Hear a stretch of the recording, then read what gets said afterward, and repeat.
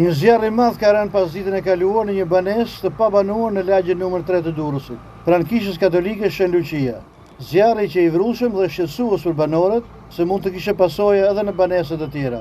Pas njoftimit të marrë, në vendngjarje kanë mbërritur menjëherë forcat e shërbimit zjarrfikës, të cilat u përballen me vështirësi për gjetjen e pozicioneve të fundit stubacioneve të ujit drejt burimit të zjarrit. Megjithatë, arritën që ta vënë situatën nën kontroll.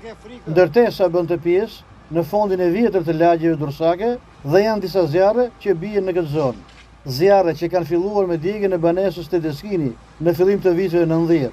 Banesa që e pabanuar dhe nuk raportohet në këtë rast për persona të lënduar, por vetëm për dëme materiale.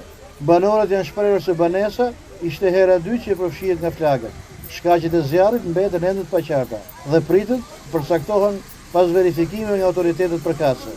Policia në kuadër të hetimeve ka shoqëruar një person për të dhënë deklarime, ndërsa vijojnë hetimet për të zbardhur shkaqet dhe rrethanat e rënjes së zjarrit.